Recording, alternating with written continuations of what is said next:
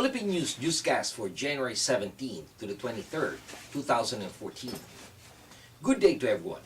Magandang araw po sa inyong lahat and welcome to the website of Philippine News. These are our stories for the day. We'd like to start with the news about the court ruling that the Marcos jewels may be sold, which means that the Philippines is poised to auction the Malacanang collection. This news report by Jason Gutierrez. A jewelry collection owned by former First Lady Imelda Marcos was ill-gotten. A Philippine court has ruled, potentially paving the way for an auction of millions of dollars worth of seized treasures. The anti-graft Sandigan Bayan Court decided last January 13 that the Malacanang collection, the smallest of the three confiscated from the Marcos estate and worth some $150,000, was rightfully owned by the Philippine government.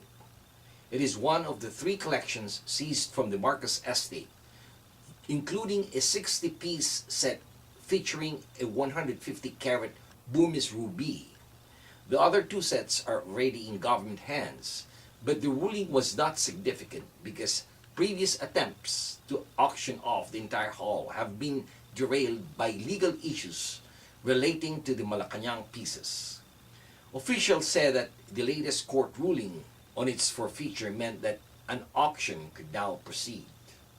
An assessment made by Christie's in the year 1991 put the value of the three collections at up to $8.5 million, though more than 2 decades on, it's likely to be substantially higher.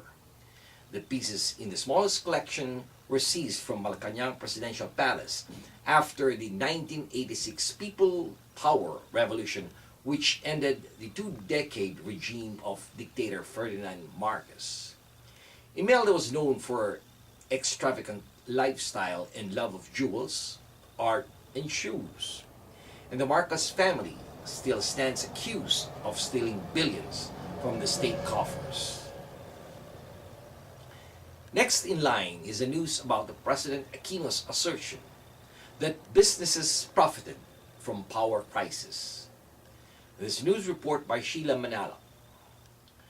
President Benigno Aquino this week broke silence on the looming power crisis, saying that the public should not shoulder wrong decisions made by power companies and vowed that the government would take action against unduly power rate increases imposed by power producers and distributors. Aquino said that the Department of Energy, or the DOE, continues to investigate reports that power companies made errors on purchasing electricity supply at high rates from the wholesale electricity spot market.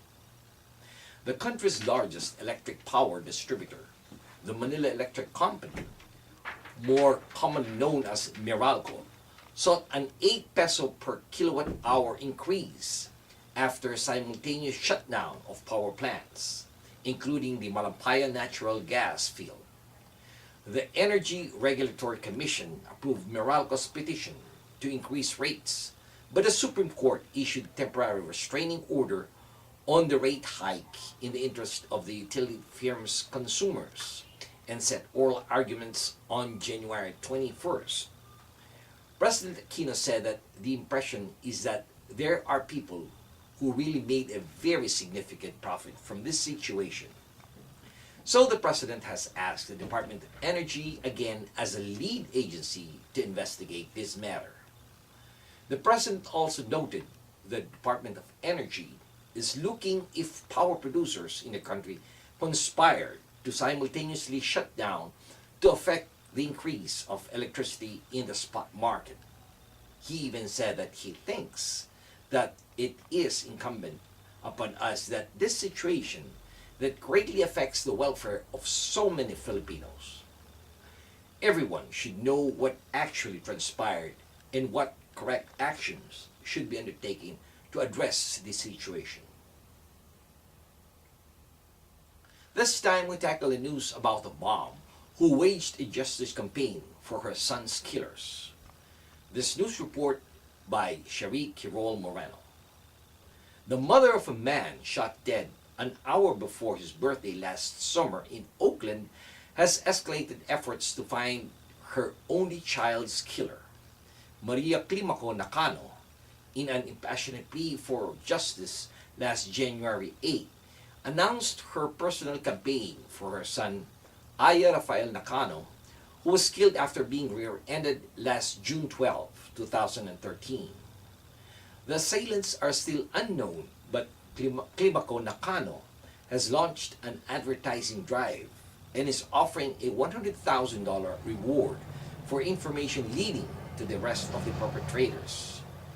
She is also investing in a $30,000 worth of advertising on billboards, buses, and benches at bus stops to raise public awareness of the crime and the reward for the information.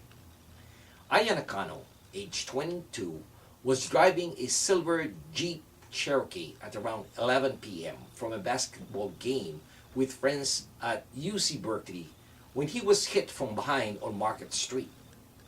Police said that he pulled over and stepped out of his vehicle, after which an argument occurred between him and the passengers in the offending car.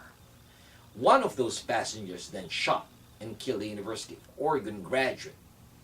Police released a photo of the vehicle they believed to have been driven by the assailants.